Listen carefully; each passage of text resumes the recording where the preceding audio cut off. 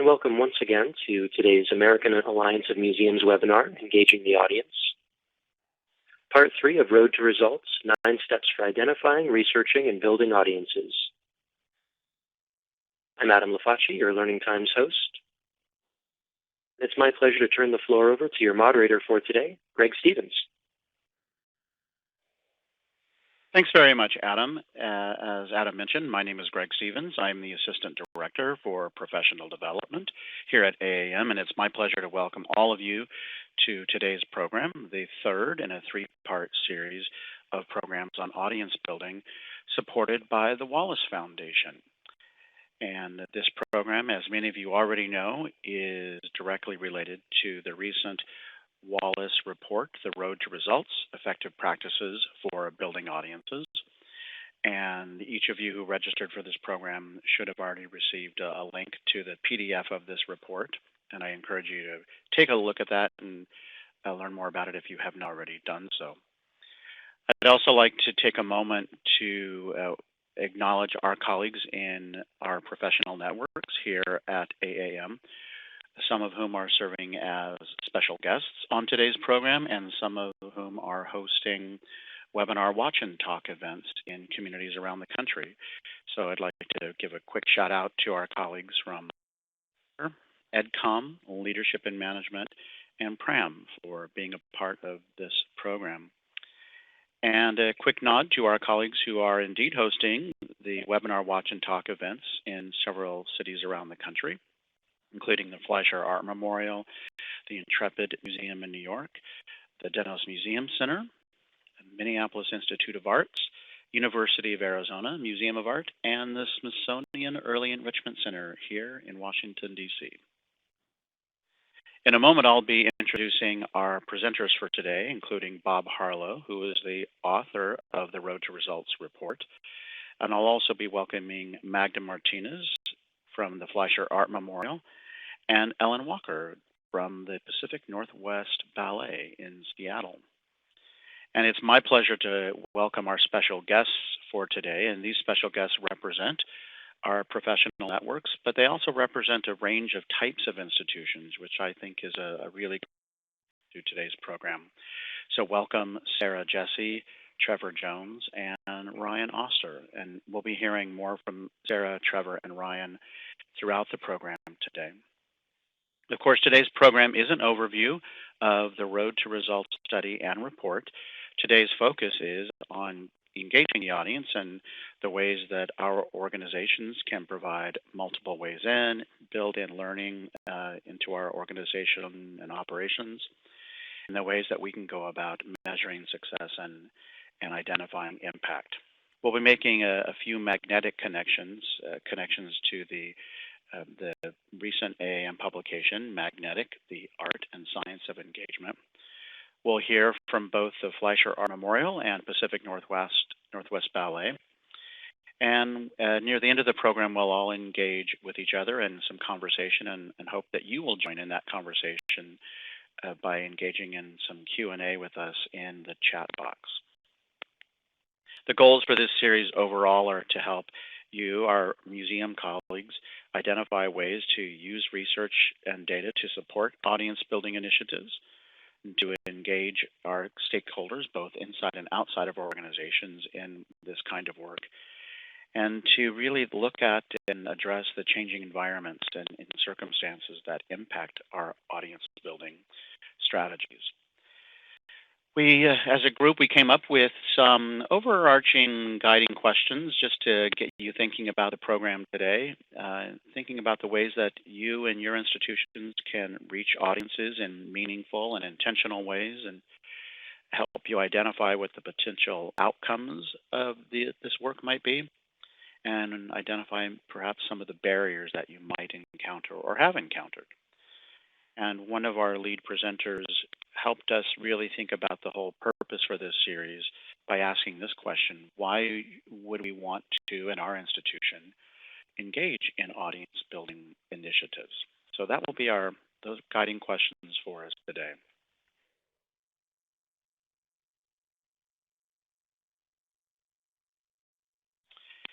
At this moment, I'd like to go ahead and the stage over to my colleague, Bob Harlow, who will give us a little overview of the Road to Results report.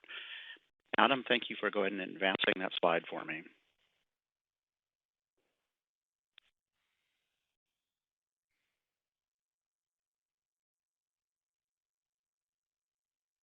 Great.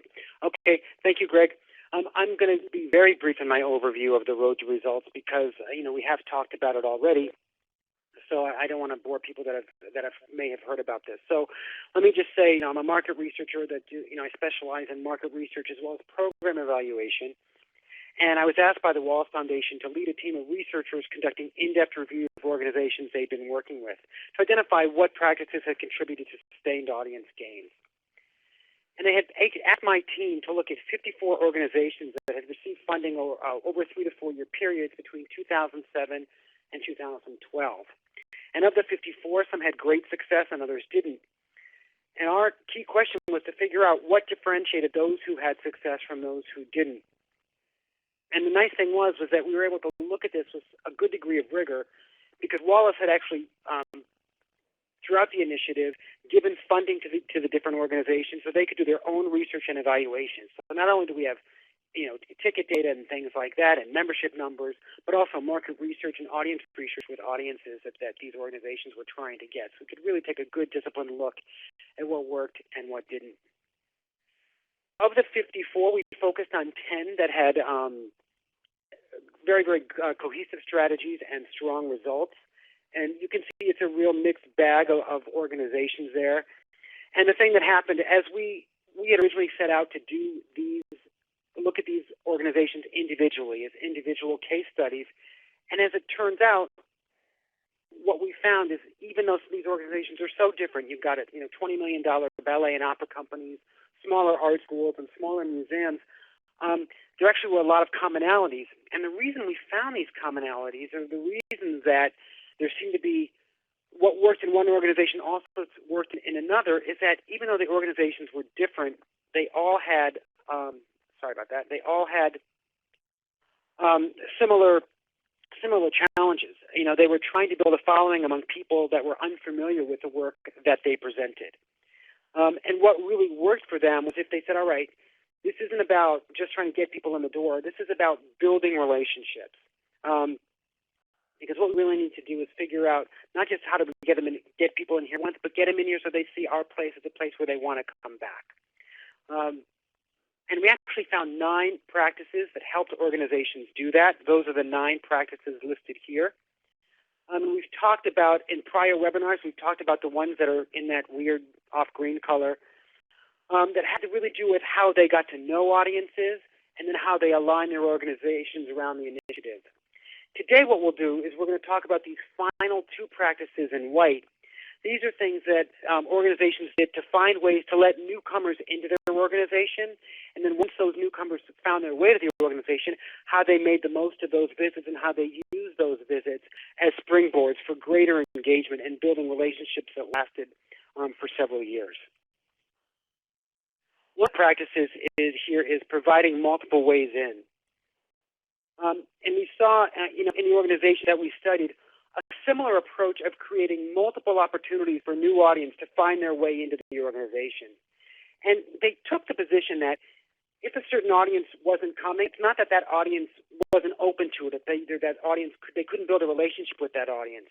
What they said was, no, wait a minute, that target audience that's not coming today, they're just not using existing pathways into our organization, so we need to find other avenues to get them here. Some of them were these kind of gateway experiences to encourage them to try the organization. We had the Clay Studio on the calls with us in the past few weeks, and that was an organization that they really were just hitting a wall trying to get young people to come into their organization. And their core offering at the time were these 10-week classes that were $300, which actually is a great deal, and they thought that's a wonderful deal. I mean, if you've got working potters teaching 10-week classes for $300, but when they did some audience research and started to ask around, they realized that for a newcomer, that's still too big of a commitment. So maybe they could. So then they decided, well, let's supplement those 10-week classes with 5-week courses, weekend workshops, even evening workshops that last just a few hours. And over 5 years, the floodgates opened. Enrollment tripled and revenue doubled in that organization. That was one way where they sort of said, let's experiment with a different format. But there was another more subtle avenue that people needed to get into organizations, and that is a psychological one. People won't try what they don't understand, and frankly, the arts, when these organizations did audience research, they found unintentionally two things. One, I'm intimidated by the organization because I don't know what it is, and two, you're hard to get to know. I don't know who you are. P&B provides a great example, Pacific Northwest Ballet, and we'll hear from them in a bit. But I mentioned them here just because they really are such a good example. They were looking to attract teens and young adults to their programs, and they had initially thought that those young people might be attracted to contemporary repertoire. But they found actually instead that they really gravitated towards things that were familiar, things that they could know. To the extent that the organization was easy to get to know, they'd go towards it. They actually liked storybook ballets like Romeo and Juliet and Sleeping Beauty. Those things were safe. So organizations took those insights and said, how do we become more familiar? How do we become more accessible? And I have to say, the ones that were the most successful didn't do a dumb down. They didn't think of it as, we're not going to dumb down or water down what we give, but we're going to find ways to let people in. We need to use language that's not good, that they're going to understand. We need to use language that's not going to, turn them away or make them wonder who we are. Boston's Isabella Stewart Gardner Museum is a fantastic example of making their collection more accessible. They did that in their Third Thursday programming, which we talked about in a prior webinar. This was an after-work program for young adults, and this event has been a huge success, going strong for several years now with upwards of 800 visitors per evening. Staff knew that they could engage young adults if they provided them with activities that help make the collection more accessible, including art making, group sketching with their peers, and instead of, say, an hour-long tour around the museum, they would do informal programming, such as talks around a select group or just even one piece from the collection. And now to add a level of familiarity, when they had their Third Thursday events, they actually staffed them with young, trendy-looking volunteers who actually looked very much like the guests themselves and whose familiarity made conversation very easy. In a sense, this was an organization that took steps to say, how do we make ourselves more accessible? How do we make ourselves easier to know? Pacific Northwest Ballet also did that. They had heard from teens and young adults that they were trying to attract that the organization was like a castle on a hill. It was difficult to get to know who they were. There wasn't a way in. And one way to provide that way in, and Ellen will talk a lot about that, but one way that they focused on was psychological. They said, okay, we need to demystify ourselves. So they created a whole host of videos that they posted online that showed things that were going on in the studios and the rehearsal spaces, and also some of their performances and also the school. I should say, these videos are now getting, millions of views. Really, seriously, millions per year. And it may look like it's high budget, but it's actually all done by an intern who has a Mac and an HD camera. So certainly, providing multiple ways in is certainly one of the things that help make organizations more accessible. By its nature, audience building, frequently involves trying to attract new audiences whose, participation barriers, their interests, their preferences, we don't really understand them that well. So once we get them here, we need to into our organizations. We need to figure out how can we, learn more about them while they're here. And organizations that were smart built in learning to their initiatives so that they were constantly getting better and better at serving these audiences. And this is the final practice that we'll talk about, building and learning.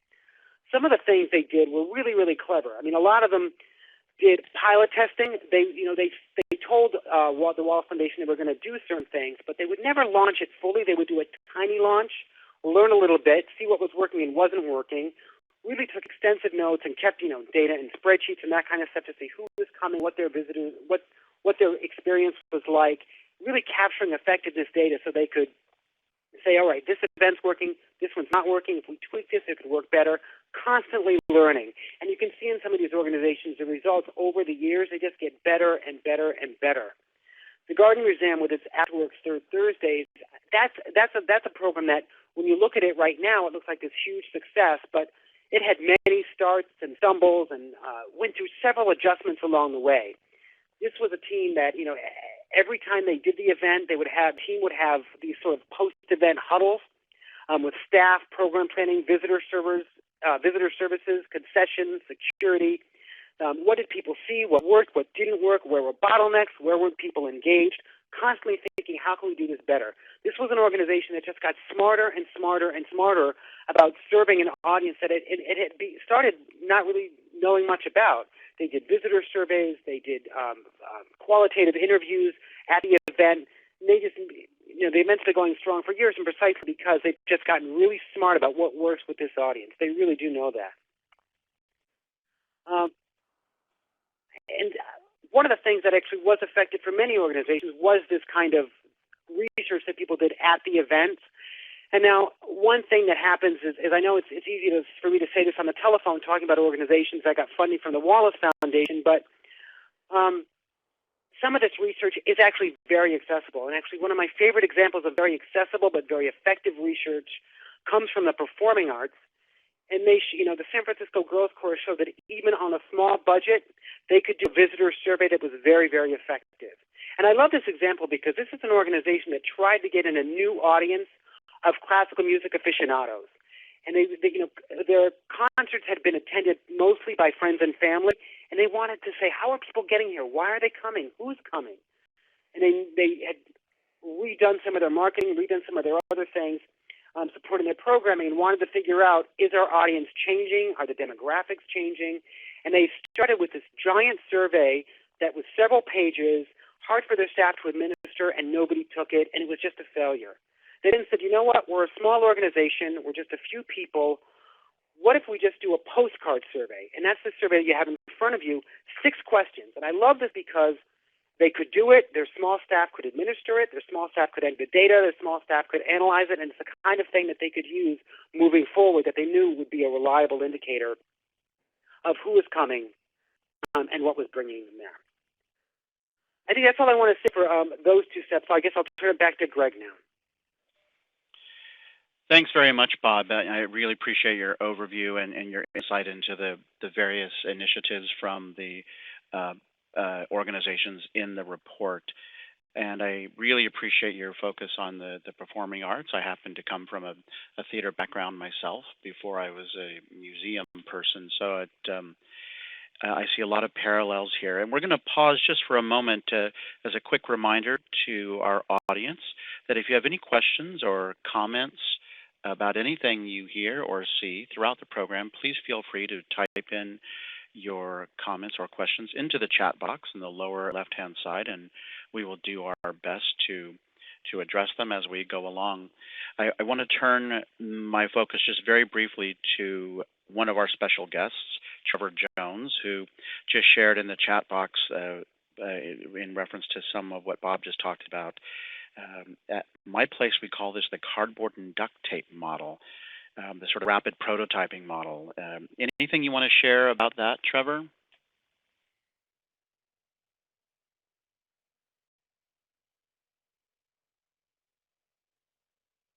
Okay, well, we'll come back to Trevor in just a moment. But I did want to mention in that context that that ability to rapidly prototype is considered one of the leadership skills, the leadership trends moving forward in our field. Yeah, and that brings up a question for me. Hi, everyone. This is Sarah from LACMA and EdCom. And Bob, I wondered if, given this kind of prototype culture that we're in, and this does seem to be a best practice, I was wondering if the institutions that you studied talked about the public's tolerance of prototyping. I know, at some of our fancy institutions, we don't always want to have a public test or a public failure because we think that our audiences will think less of us. So wondering if you've heard feedback from all of these institutions that you've talked to about the tolerance for prototyping. Yeah, certainly not. I mean, certainly not from the public's perspective. I actually found that cardboard and duct tape model across several of the organizations worked. I didn't get any feedback that the public was getting a little that was off-putting for the public at all. And Sarah, I can jump in too here. Here at the Museum of Science in Boston, we prototype very, very regularly. And what we do is we encourage the visitors who participate in these prototypes to help improve the Museum of Science and also to kind of take ownership over the new content and new material that's being shared with other guests. And we give them stickers and really talk about our development process and how they're involving themselves in this culture of constant improvement. And we get a lot of positive feedback about that prototyping process. And this is Trevor. For us, where we stole our model was from Toyota. They're actually based in Georgetown, Kentucky. We went and actually took our entire staff to go visit them. And that was one of the big things that helped us overcome the resistance to, because I think Connie just made a comment that tolerance is usually, internal rather than visitors, and that was our case. And we went to look at what Toyota did and their continuous improvement. And if anybody on the staff of Toyota has an idea, they will actually let them give them release time to do a cardboard and duct tape model, and they'll test it on a small scale and put it into implementation. So it's a really great model for museums to think about outside their industry that's being done. And that was the sort of the catalyst. That event for us was how people changed their mind about prototyping and its value.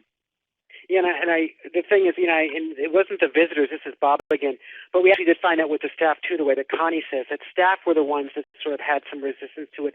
And some of them, too, were just scared. There really was, a lot of them had to be talked into, this it's okay to fail, which I know sounds like, management, the kind of stuff you always hear from the management literature, but it's exactly where we're hearing that there, even in museums, that, prototyping is okay. It's fine. It's fine to fail, and it's also fine to, say this didn't work and we're going to change our mind. Building that mindset in the staff, that prototyping mindset, that was something that that took some time. Great. Thank you all very much, and we'll certainly continue the conversation amongst our colleagues and keep encouraging you all in the audience to share your ideas and your questions. And let's turn our attention very quickly to the part of our program that we call the Magnetic Connection. As many of you know, Magnetic, the Art and Science of Engagement, was an AAM publication co-authored by my colleagues Ann Bergeron and Beth Tuttle.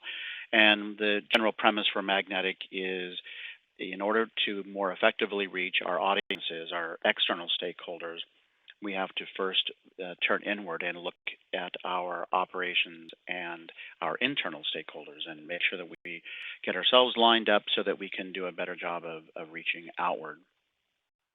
According to Anne and Beth, magnetic museums, and this is a description from the publication, and that magnetic museums are high-performance organizations that deliver tangible cultural and civic value, and I really emphasize the tangible because we're increasingly being asked to deliver on our promise as cultural institutions.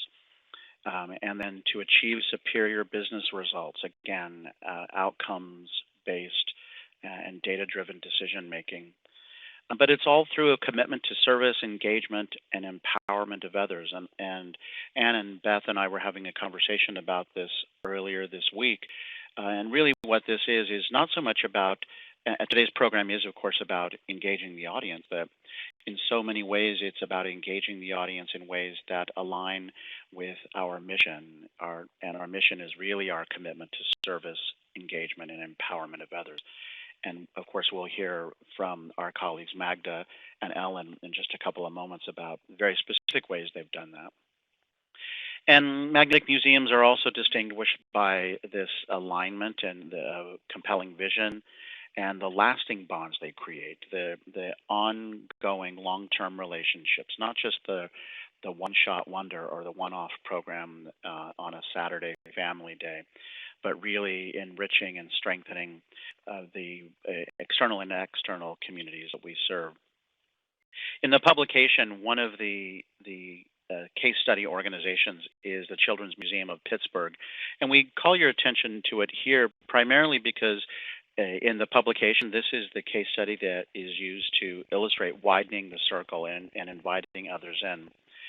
The Children's Museum of Pittsburgh is really a terrific example of a museum taking ownership and taking the lead, in this case, in fostering community redevelopment in the north side of Pittsburgh, a part of town that was not really seen as a vibrant, lively, family-friendly community. And through a project called the Charm Bracelet Project, the Children's Museum of Pittsburgh pulled together partner organizations, other cultural institutions, businesses, civic institutions, and community organizations to create a charm bracelet for which the Children's Museum was the clasp.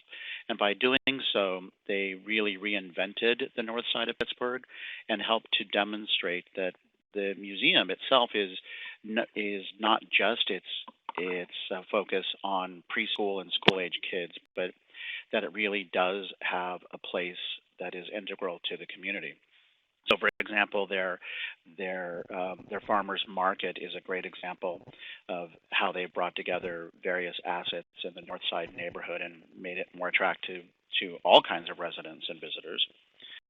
And they are now embarking on a new maker space, a make shop, taking over the adjacent Carnegie Public Library and using that as a venue specifically designed for teens and for STEM learning.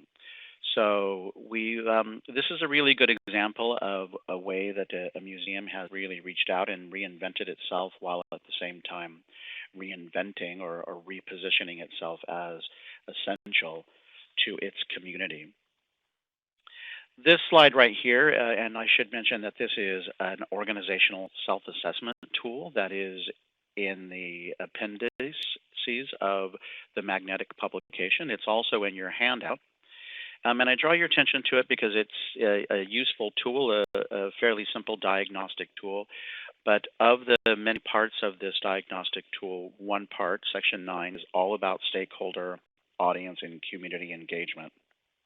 And so you can see in very specific ways how any institution, can systematically go about embarking on this audience or stakeholder engagement strategy. So I encourage you all to take a look at that, both in the handout, and if you happen to have the magnetic publication, I encourage you to access it there. And if you don't have the publication, I encourage you to access it through our bookstore online.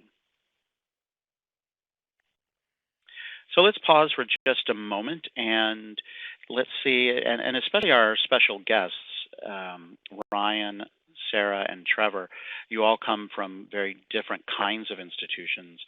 What does this audience or stakeholder engagement strategy feel like to you and the work you do in your institutions?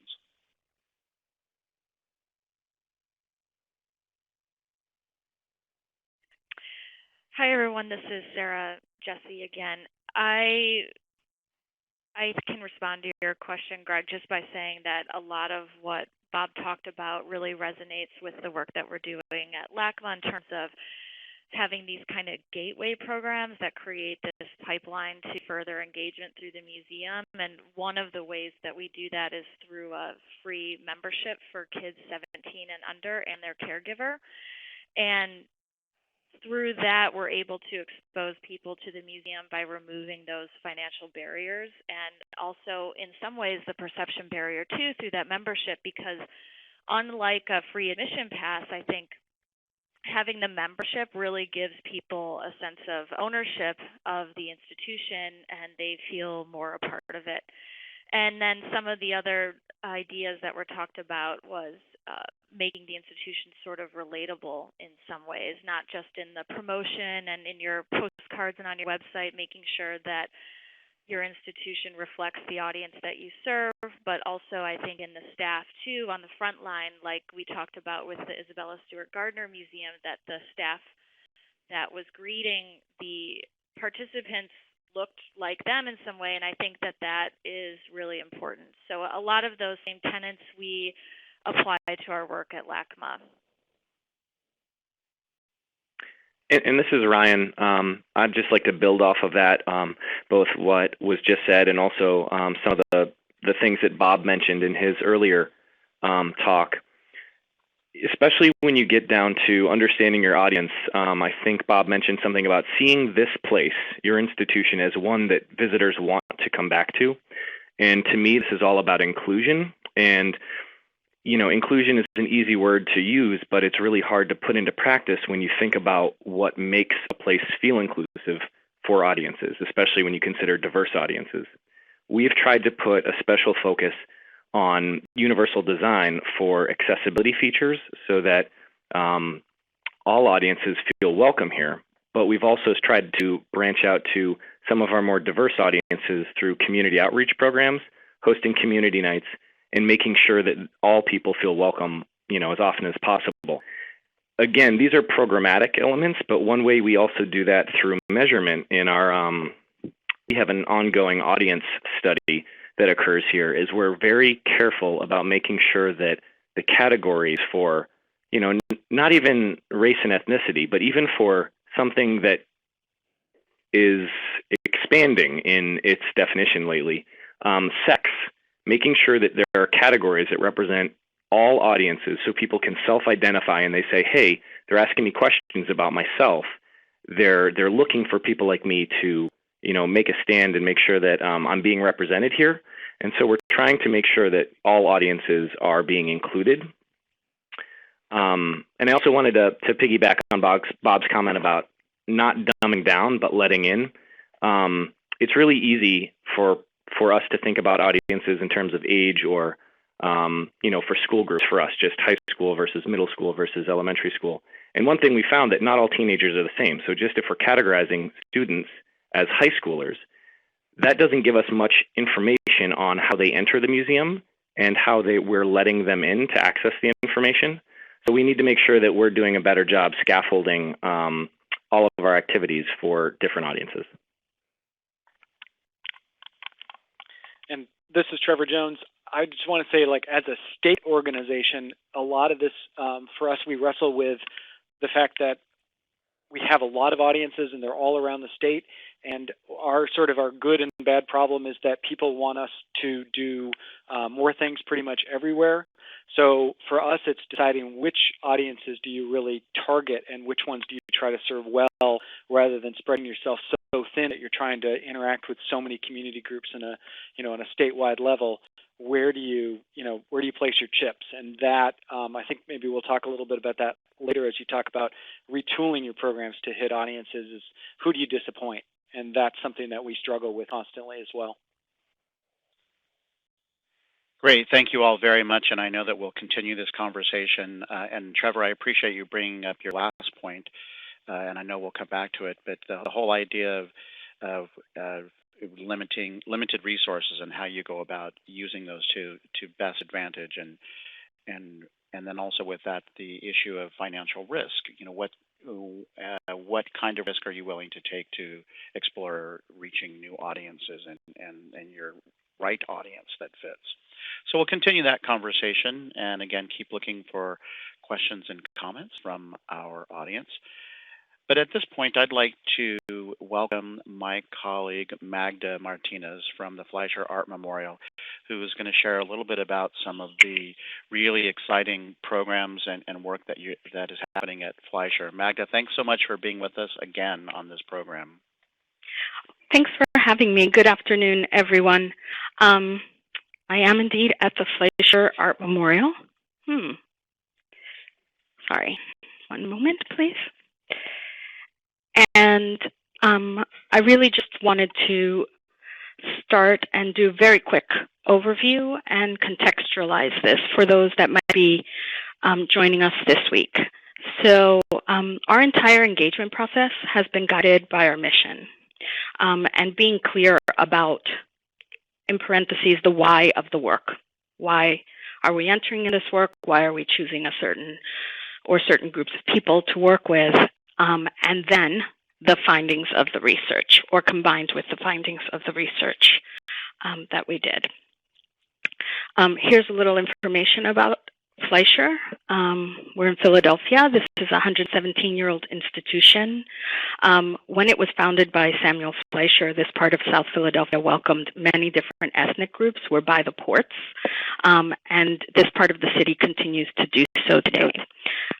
Fleischer felt that art could be the great social equalizer and wanted people of different social and ethnic backgrounds to have access to the arts across a lifetime. what happened was we realized that our constituency didn't represent newly arrived people in this area and also a longstanding African American community that is in this neighborhood. So before creating the program through the Wallace Foundation, we embarked on a really long-term process of research and learning.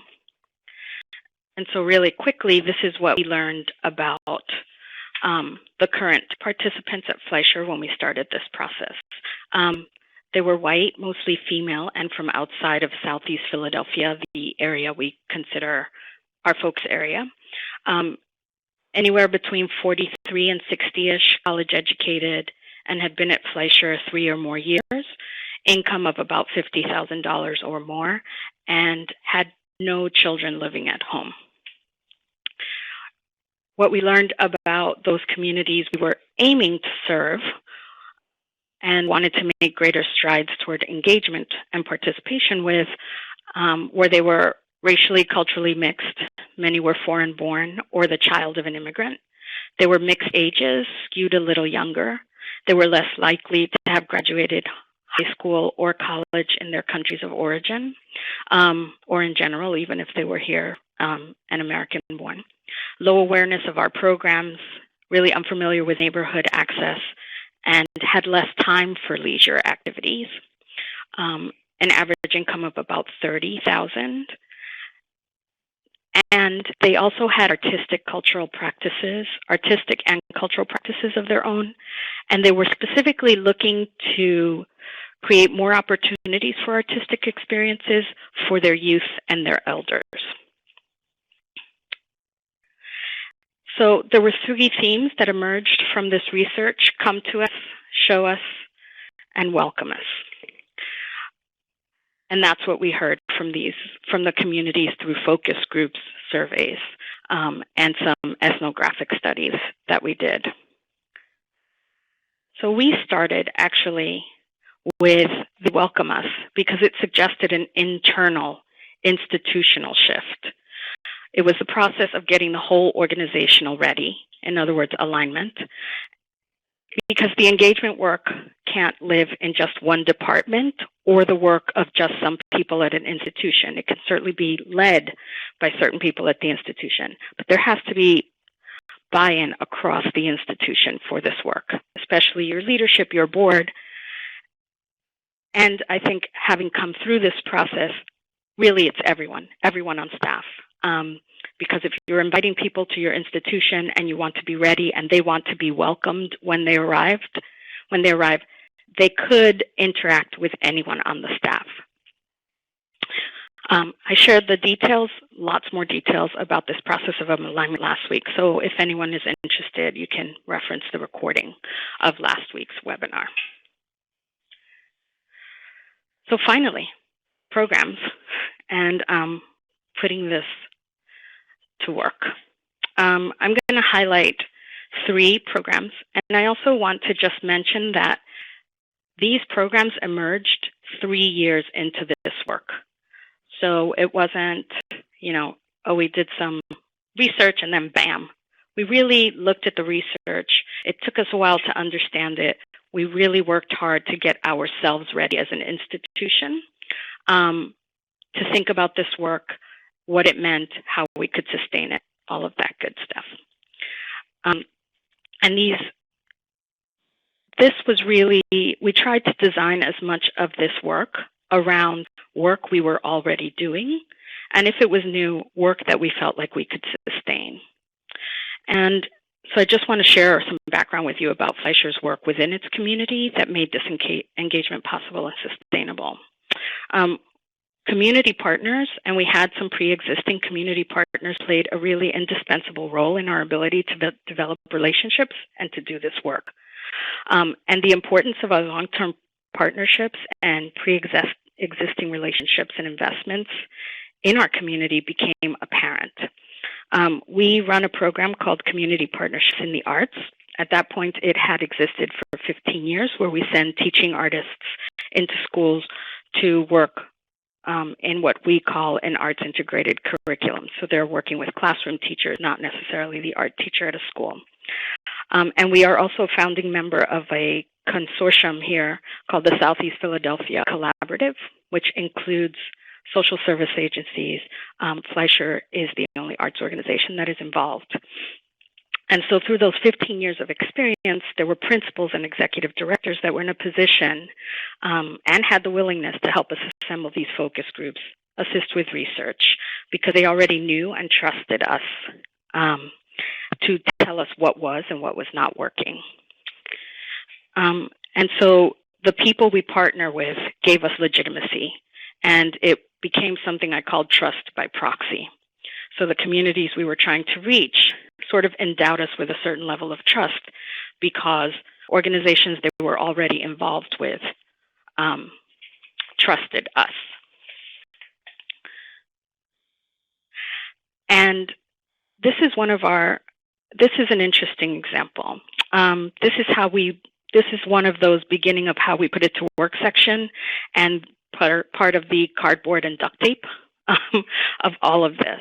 An individual named Nancy Valderas is what I call a bridge person.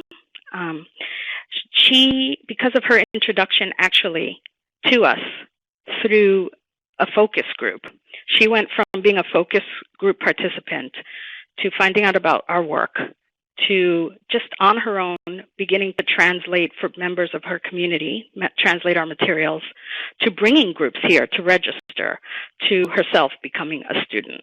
And Nancy was the model for what became our Fambassador staff position. And I believe that there are people like Nancy at all organizations who you already have a relationship with, who bridge their home communities with the institution. They're sort of like explorers. They seem to be a little less fearful, or they are more fearless than perhaps others in their community, and therefore, again, the trust by proxy, they begin to share the resource with others. And I also believe this is why all staff at an institution have to be involved in the work, because it was really the people who were part of visitor services at the front desk who noticed what Nancy was doing. And these are our present Fambassadors. So we developed this program with Donna Walker-Kuhn, who wrote Invitation to the Party. Great book, if you guys haven't read it. And it's part of our built-in learning. The Fambassadors enable a sustained strategic framework for relationship building in Southeast Philadelphia. And they facilitate direct communication between Fleischer's program managers and visitors and community members. And they also inform Fleischer about the needs and activities in their home communities. They are also permanent members of the staff. It is a part-time position. Building on a relationship we had with the Cambodian Association and the previously mentioned Southeast Philadelphia Collaborative, we began to think about how to apply this idea of come to us and show us. Come to our neighborhoods, show us what you do and who you are as an institution. And so we began thinking about expanding some of our partnerships with some intent. And what we realized was we were having these residencies, but they were happening inside of buildings. And how could we make that more public and make that available to more members of the community? So we began to think about a local park named Mifflin Park as a way to come to people and show them what we did. And we partnered with the local Buddhist temple and the Friends of Mifflin Park. And that became a program we called Building Community Bridges. Building Community Bridges happened in this park, Mifflin Park, where lots of people from the communities we were hoping to engage with actually came together. And for the course of the year, we visited Mifflin Park with our mobile art studio, Color Wheels. I'll talk about that in a second. And what happened was the young people in the neighborhood could begin to predict where we were when we were coming, and they would yell Color Wheels, the art van, and start gathering together. And slowly their parents started coming with them too. So there's also something about some level of consistency or predictability. And by visiting the park, I mean, we scheduled a visit every other month. We weren't there every week, every day, but people could predict when we were going to be there. And what we learned from the young people, which was something we had not, we weren't being intentional about, was besides loving the van and making art, and therefore learning about our young people's programs on site, the van was also creating this neutral space at the park that the children told us was the only time their parents allowed them to play with one another. So it became a neutral and safe space, and it became about the art making. And this is Color Wheels. Color Wheels is our mobile art studio that allows us, again, to fulfill the mandate of come to us and show us. Its focus is South Philadelphia. We take the van to various sites, various events in South Philadelphia. And now what's happened is it has also begun to expand the number of neighborhoods that it serves in Philadelphia, always maintaining a focus in South Philadelphia. It's also great because we have a certain number of free visits, and then we have others that we ask people to underwrite. So this has also become a income generating stream for us as well. And then on-site, welcome us. So I have two examples of how our on-site offerings have changed. We offer something called traditional Nigerian and Ghanaian pottery through our visiting artist program. We had Winnie Owens-Hart, who is a professor at Howard and a ceramicist, come and be with us for 6 months and train 2 apprentices in this technique who now teach through our adult on-site course offerings. And we began to offer bilingual classes on site on Mondays. And this was our ambassador who advised us and also advised us on scheduling. And he was really adamant that it happened on Monday evenings because that's the best night. And it accommodates most people's work schedules in the community. We are now adding a bilingual sculpture class. So I just wanted to wrap up really quickly, but I wanted to share this. We were in the process. Fleischer chose to diversify. And as I have learned from my colleague, Bob Harlow, that people can broaden, deepen, or diversify. Broadening means you're trying to serve more of the same people you serve now. Deepen means you're trying to deepen their experience. And diversify means you're looking for people who actually aren't reflected demographically or psychographically by people you currently serve. And it's a really difficult thing to change. And one of the things we learned was that perceptions have to come first. So this lets you look at how perceptions of Fleischer changed over time from 2009 to 2012. And also, we focused on young people because that came out of the research. And this slide shows you how we have increased participation of youth from our neighborhood over time.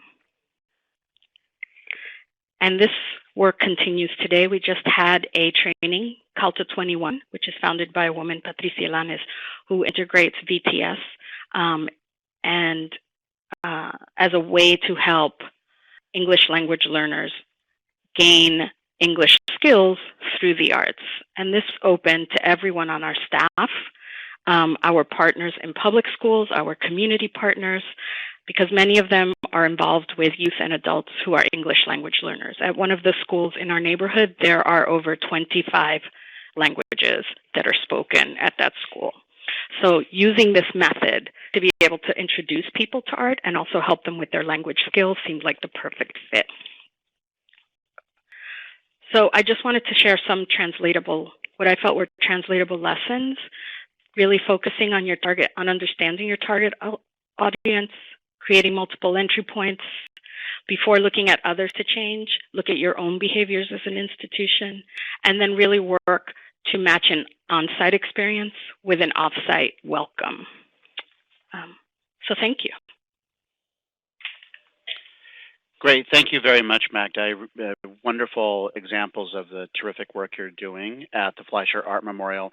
And I'm so glad that you mentioned Invitation to the Party. It's a book I've had on my bookshelf for a long time, and I'm just pasting in the URL to it right now. Oh, it's great. a wonderful book. Yeah, it's a terrific book about essentially what we're talking about, and that is building bridges to the arts, culture, and community. So there's some museum examples and performing arts examples. And I had the pleasure of hearing Donna Walker-Kuhn talk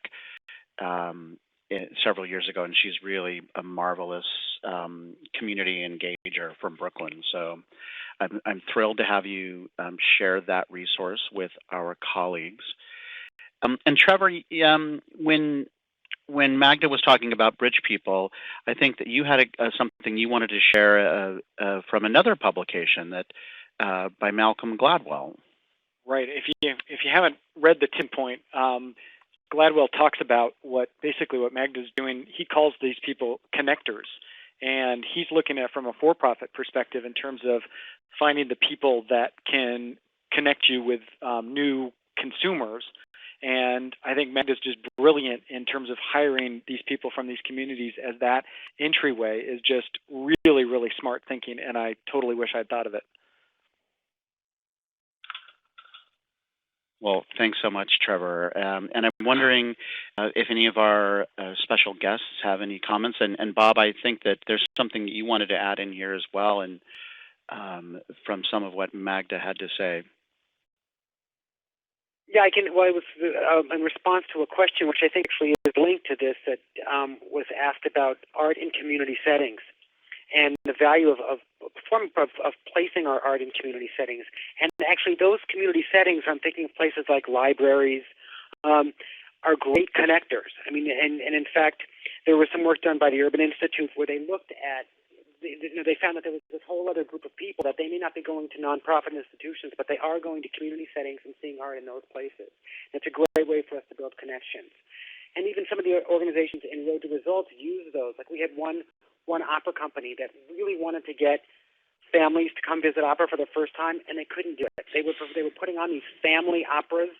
And they really tried to make it as plain folks as they could. And they could not get people to even school auditoriums.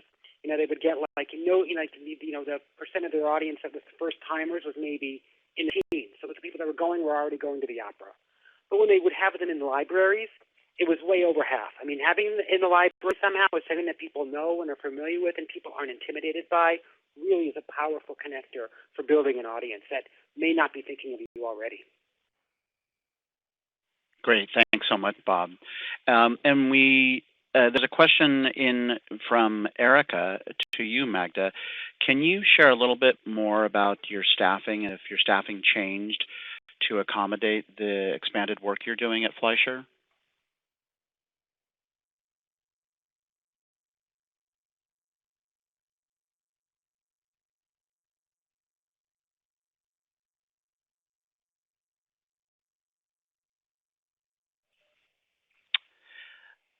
I think Magda might be on mute, but we'll come back to her in just a moment. And there was a question that came in from Beryl who wanted to know a little bit about how or if you conducted any kind of training for frontline staff on working with unfamiliar communities. I know, Magda, you talked about cultural competency training, but I'm wondering if any of our special guests have engaged in any kind of staff training to better prepare for engaging with unfamiliar audiences. This is Ryan. I know that our institution engages in some cultural competence training. There are some guest services workshops that all employees, regardless of where they work at the museum, go through within the first few weeks of being hired.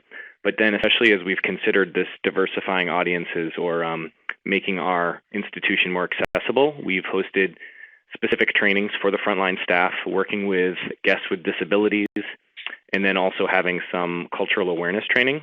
So we have tried to make that a focal point, especially for our frontline staff. Yeah. I'm sorry. Oh, Magda, you're back. I am back. I'm sorry. Please. It's gone for a sec. Lost the call for a moment. I'm sorry. So yes, actually, I talked last week really in depth about all the internal training that we had. So we had cultural sensitivity training, but a lot of the training, and a lot of the training we did was really about staff members, all staff members. So all this training happened for everyone from, board was invited, executive director to facility staff. Everyone participated, and it was really about worldviews and unpacking your own worldviews, your ideas about culture or otherness, and how that might affect your work. And I know and if you look at last week's webinar, you'll see more detail, and I'm actually happy to share more detail with others offline if we'd like to do that. And then there was another question about changing staffing. We really didn't change our staffing. The only part-time staff members that were added were Fambassadors. Internally, we wanted to sustain this, so we didn't create a lot of new positions, and what we did do was have lots of discussions with staff around how this work related to the work that they did, and that included development, everyone. So people could start seeing the natural places where they had a relationship to the work and also where they had an impact to the work. So I hope that answers some of the questions. Right, and I just wanted to pipe in about the staff training comment. This is Sarah again. I wanted to say I agree with all of my colleagues and what they said. I wanted to add, though, too, that we've done a lot of training with our teaching artists and our staff who are on the front line actually implementing programs about how to work with English language learners, for instance. And I think as we talk about deepening the experience, I think in terms of staff training, we also need to think about going beyond just the general visitor and their general experience at the museum, but when they're engaging in specific programs, how can we best do our job? How can we best engage people where they're at right now? So we've found that, for instance, with our gallery teaching or the work that we're doing in the schools, it's been very beneficial having our frontline staff know about the nuances of working with English language learners, for instance, on specifically a programmatic level too. Great. Thank you so much, Sarah. And just one more question for you, Magda, before we move on to Ellen. Elizabeth wants to know a little bit more about the growth that you showed in your audience. Your youth attendance was only up slightly as a result of your efforts, but wasn't that a big part of your focus, attracting more local youth? So wondering if that had any kind of implications or caused any concerns for you at your organization. No, it didn't, and I'll tell you why. I think oftentimes we're really focused on numbers, and I think what we understood was the perception. Young people are still attached to adults, and adults' perception of an institution plays a large role in whether that young person participates at your institution. And for us, and that also, what that shows is the programming actually started and didn't start right away.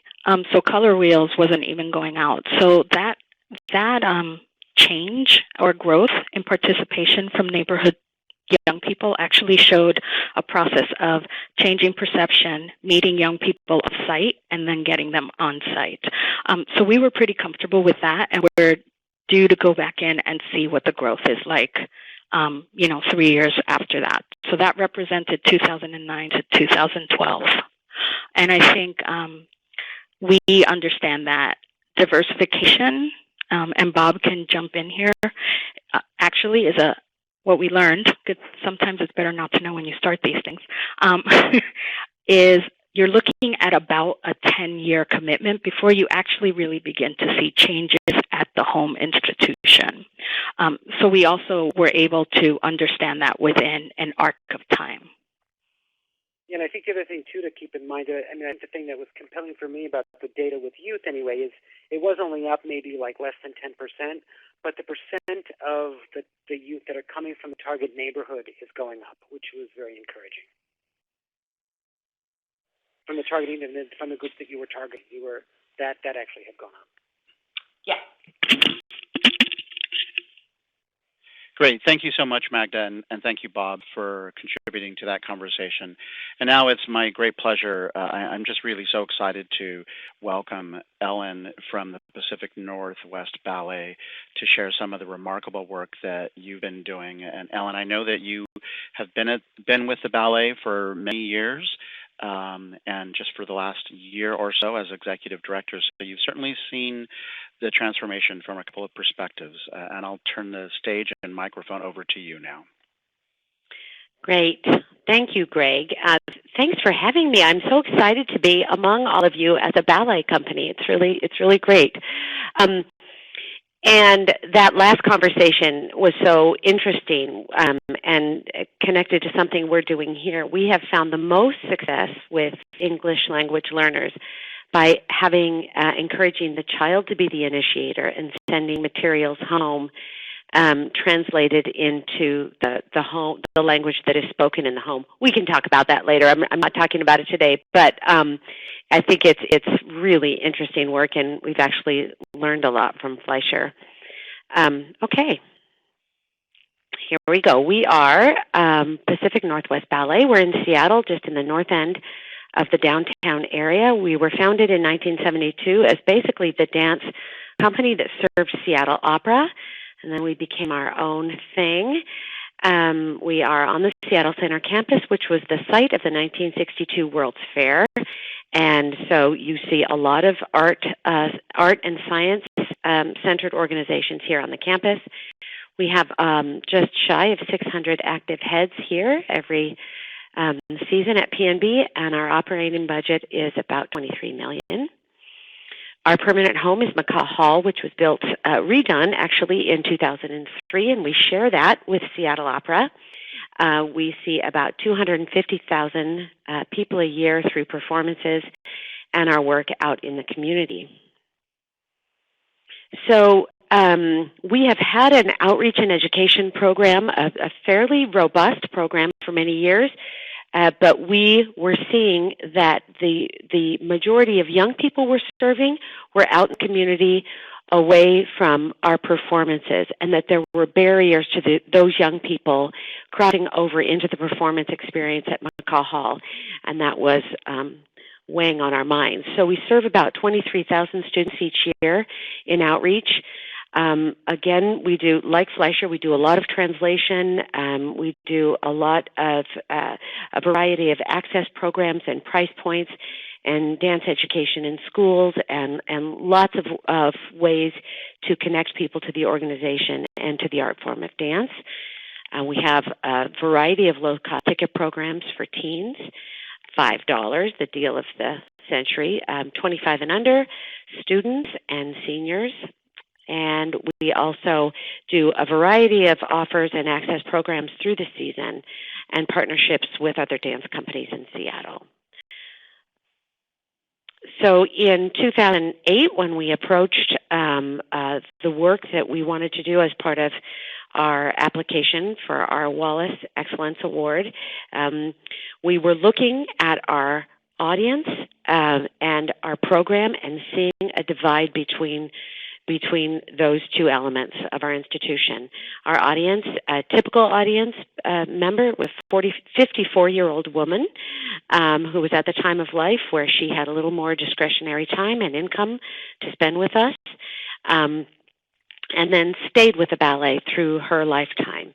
But we had a relatively new artistic director at the time who had, by that point, commissioned about 50 new works for PNB, a lot of new and contemporary ballet programs that were okay for our traditional audience, but we thought, we should be seeing more young people in the house here. Peter Bohl, our artistic director, was really worried about the art form becoming extinct if we didn't breathe new life into the art form itself and make the ballet accessible to young people. So we were looking at broadening our audience of 13 to 35-year-old at PNB and building participation among that group. It's really 4 groups inside a big group by 40% over 4 years. We knew that we had some barriers to participation, and we did some baseline research, both with focus groups and online, and we determined that our suspicions were correct. Price of tickets was keeping people away. Our website was really old and clunky. I'll show it to you in a second. We weren't providing visual context for the productions, and so people didn't know what to expect. And we were dealing with some pretty serious perception barriers about the ballet. Stuffy, elitist, not for me, old people, too expensive. You have to wear a fur coat. Nobody in Seattle wears a fur coat, so we don't know where that one came from. But it was a perception that certainly persisted. It's fleece here in Seattle, but anyway. So we got really busy with rebranding ourselves, shifting our messaging, issuing a very broad and authentic word to all of our audience members. Sarah said something about you have to be careful about who you disappoint. We did not want to alienate that core audience, who, by the way, are also, of course, our donors. So we and we had to really, Bob knows this better than anybody, we had to really get very humble during focus groups where you're watching people through that two-way glass just say terrible things about the way you are marketing yourself and presenting yourself as an organization. It was really pretty hard, but very, very worthwhile, and certainly it changed our organization. So we redesigned our website, we set new graphic standards, we repackaged our price points and talked about them differently and in different places. We got really, really focused with social media. And like Bob mentioned, we had this incredible intern who started making webcasts for us. I'm happy to say we started paying her a year later. She's still on staff and she's great. But we needed to show people what we do here on a daily basis. Nobody ever hears ballet dancers speaking. So interviewing dancers about their work and their life as an artist started to slowly shift those perceptions. And as I mentioned, we had to implement the results of the research and take a really hard look at how we were talking about ourselves and how we were talking to our patrons and those people we wanted to attract. And then we started in on designing engagement programs, keeping in mind that the idea was to get them to our hall, to change the face of our audience, and to create more diversity in the audience, more age diversity, more ethnic diversity, and serve a broader community. We also started to work with TeenTix, which is one of our primary partners. It's a member organization here in Seattle where they have 56 partner organizations, performing arts, visual arts, all kinds of arts organizations that provide access for $5. So we love TeenTix. This is our old website. I think somewhere along the way we may have been inspired by Courtyard by Marriott because it's very static and corporate looking, and young people hated it. So we went to this, which is lighter. We heard a lot of feedback about our production photos and our marketing photos were like looking through a keyhole because the production images were very dark because, of course, they were taken on stage. So we had to put some resources into really a different approach to creative. So that's essentially what the website has looked like over the past few years. This is an example of one of the webcasts that we shot. You can see that it had a whole ton of views. This is the pas de quatre from Swan Lake. We had no idea that this was a thing that so many people other than bunheads and ballet students were interested in. But this webcast actually inspired a piece about the ballet and ballet fashion, which was really interesting. These grants often have unanticipated consequences and results and directions.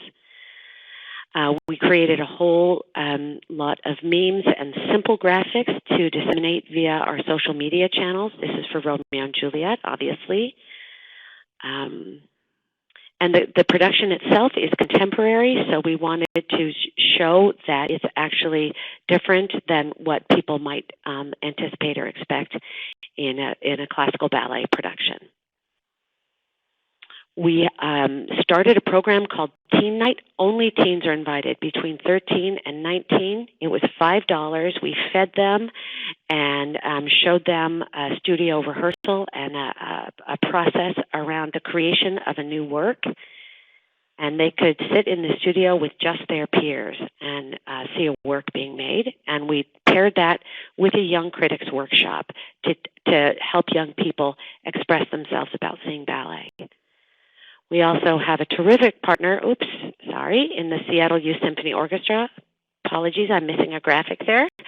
And we have found that young people participating in our programs, either as musicians or artists or friends of those groups, will talk about us differently if they are a doer, a participant, an artist themselves. And so they were helping us re-message our organization to their peers. We got moved away from those dark production photos. We turned images on their side. We did lots of different things to say, please take a second look. You don't see a tutu anywhere here, although I do have one coming up. And then we just decided to take ourselves less seriously. We also wanted to be part of a community that values dance and humor and free expression and tolerance and lots of other attributes that we believed about ourselves but weren't really communicating. This is one of those moments that we love to remember because it's when our social channels started to be about engagement, not just the passive acceptance of information by our fans and our followers, but you'll see on the right-hand side that people are actually saying, oh my gosh, this was incredible. I'm going on Thursday night, making a date to go to the ballet. So this is all very traditional. This is Swan Lake, tutus, tiaras, point shoes, and yet people are starting to talk about it a little differently. And this is another one, same thing. This woman went to Romeo and Juliet. She couldn't stop talking about it on social. This is an exchange all about planning to go again. Here's where we're sitting. Do you want to meet for dinner first? And it's really wonderful when that happens. The other thing we did too, again, be careful who you disappoint, be careful who you alienate. We had to retrain our existing audience to welcome new audience members to the theater. We were seating Teen Tix, we still do, seat Teen Tix patrons where there's availability. So they might be in dress circle next to a patron who has spent $180 on that seat, and the teenager has spent $5. And at the beginning of the program, they'd say, who gave you these tickets? How'd you get into this section? And we had to train them to say, they are welcome here. They're part of our future. They're an incredibly important part of the institution. We are aligned around the value of young people in this audience. So be nice. And we run this program to this day. We run this ad in every program to this day. Again, just talking about new programs, we needed to bring people we wanted to bring young people to the hall, but we also wanted to bring them into the studio so they had more context for what they were seeing during performances.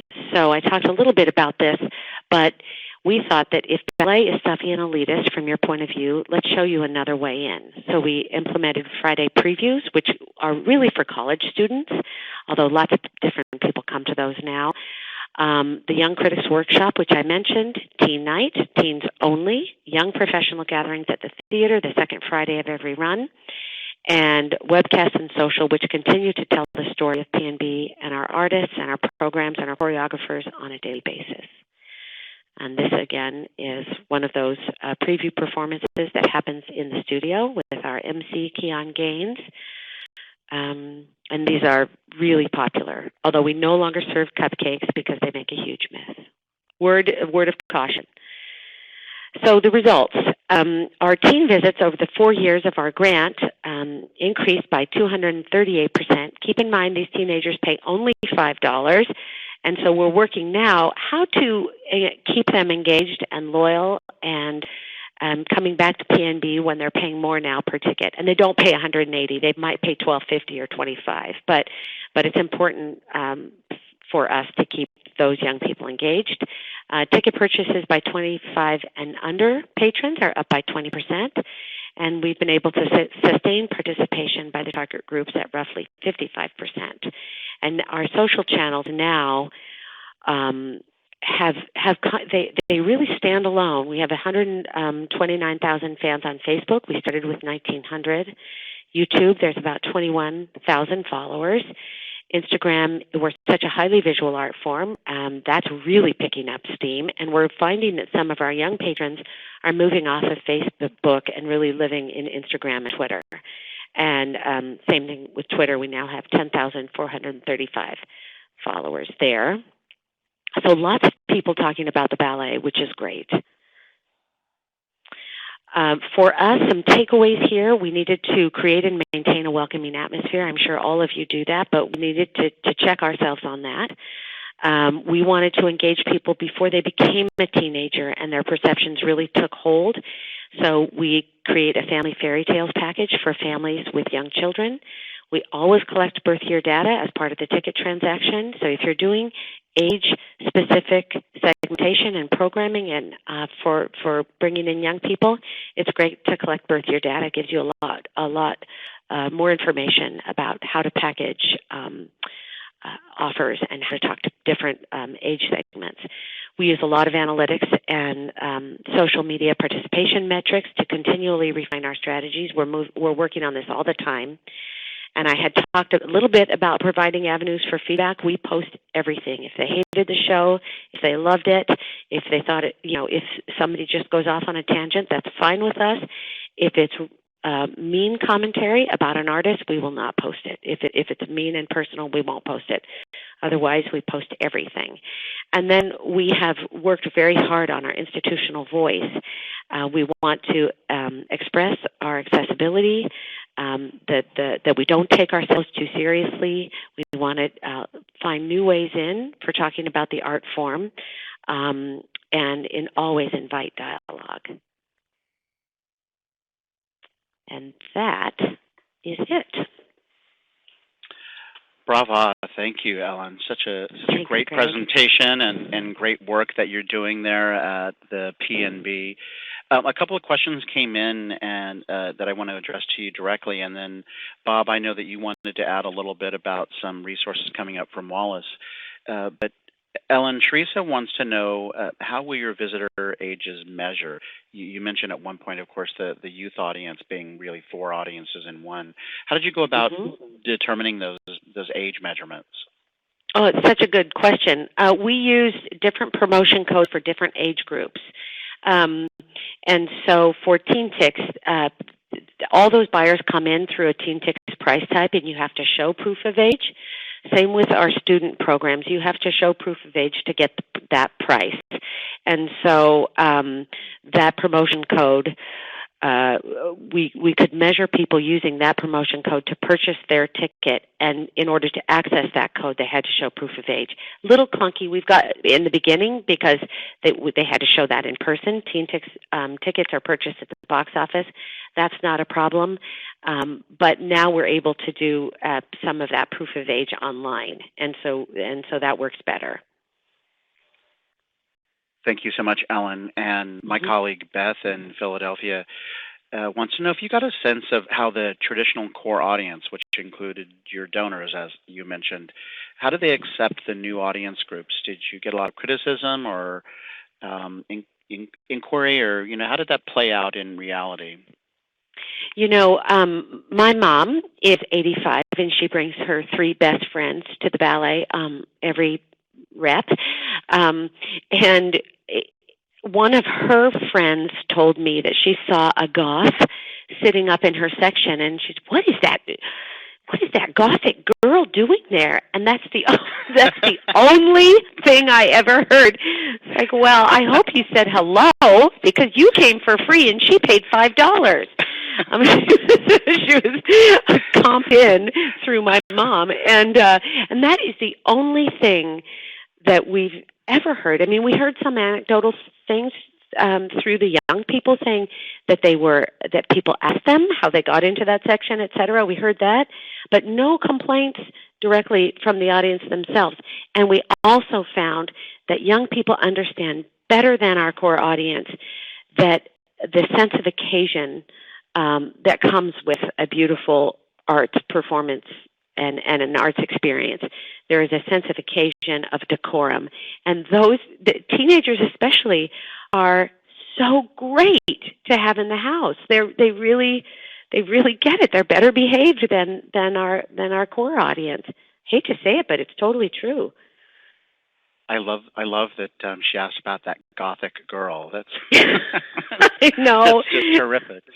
Oh, and she was so cute too, and she was perfectly behaved, much better than my mom's group. No, that's really exciting. And Bob, we had a question that came in earlier about some examples of methodology and questions that our organizations might use to conduct their research. So I know you commented back in the chat box, but maybe you can share with us right now what's coming up from the Wallace. Sure. In early May, Wallace will be releasing a guidebook to conducting research for building arts audiences, and it's really a guidebook for taking first steps. And it's built around 3 questions that the organizations that they work with have. How do we learn about audiences?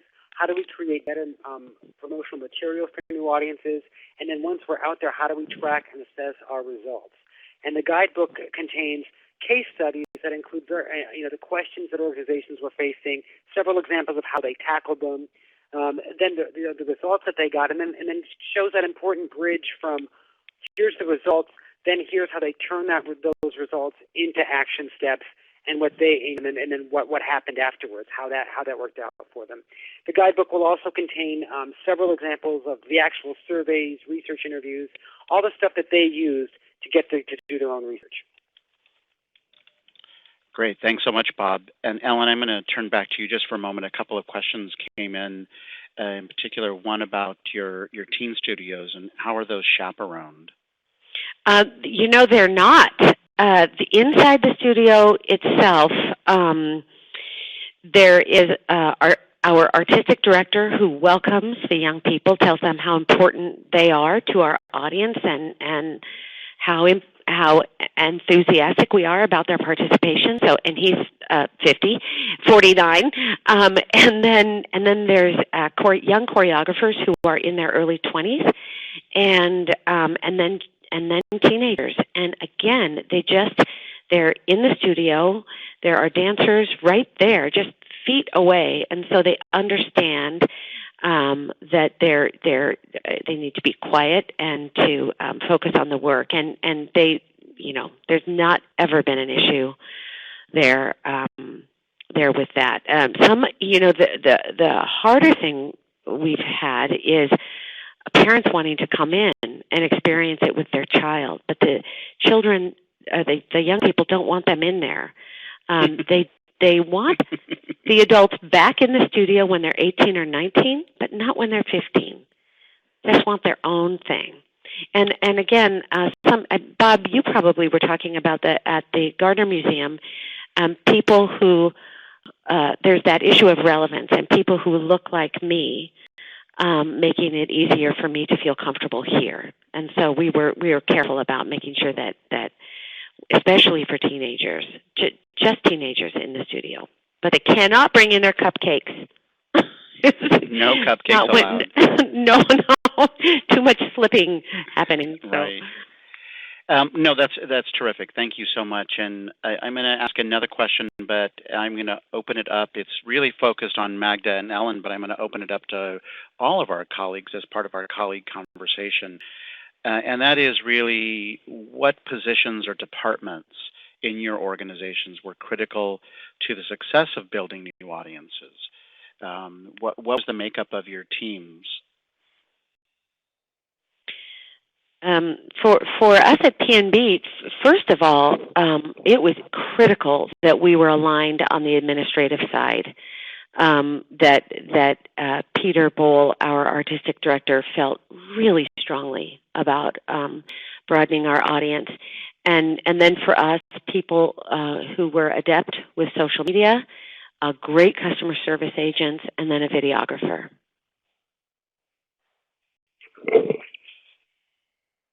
Great, thanks, Ellen.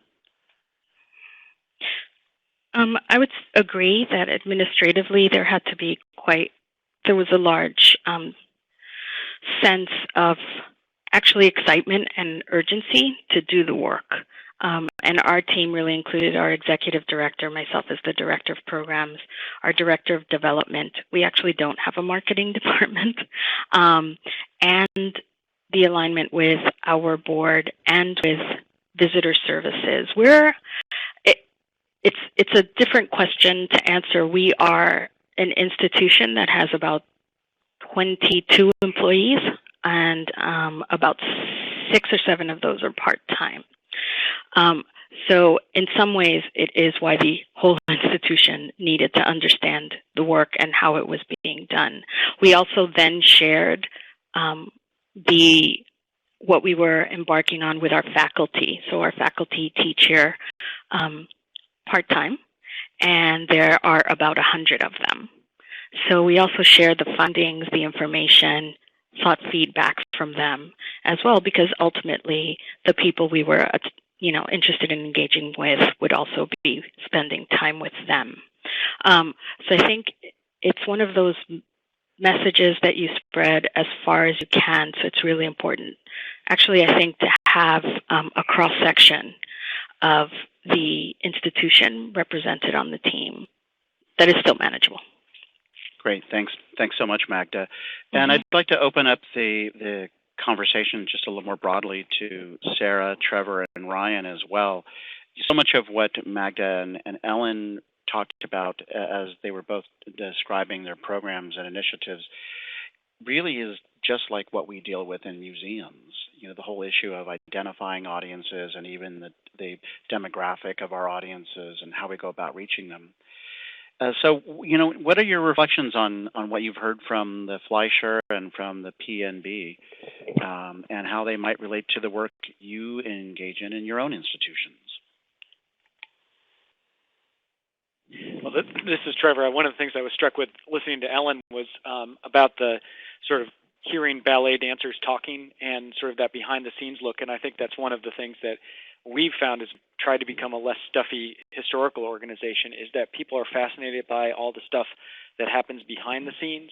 And so we started doing not only just behind the scenes tours, but we do education programs in museum storage now that we never would have done 4 or 5 years ago, because people want to see all that stuff that's not on display, and they want to interact with it in different ways. So opening that up has provided us with a lot of new audiences, a lot of new programs.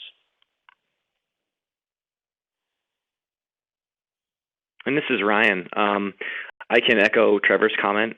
We at the Museum of Science are also trying to connect our audiences with scientists and just having them open dialogue about how science is conducted, what different types of science mean, and really making it seem like it's science or engineering is something that anyone can become a part of, and that it's not just a term that's used at a museum, but that there are real people doing really relevant work.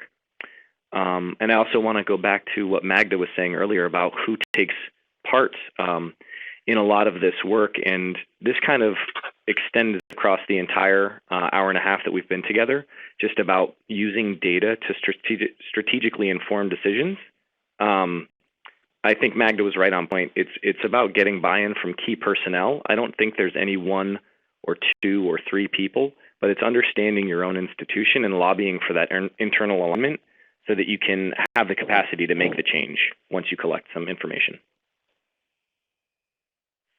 Yeah, I would agree with that as well, of course. And this is Sarah again. I wanted to just commend Ellen on her presentation, because I think it is kind of rare for us in the museum world to be able to get this kind of insider view of a ballet company, and that's really the aspect that I enjoyed reading the most, I think, in the Wallace Report was hearing about Steppenwolf Theater Company and these other organizations that have remarkably similar challenges that we have, but are solving them in some unique ways that we could all learn from.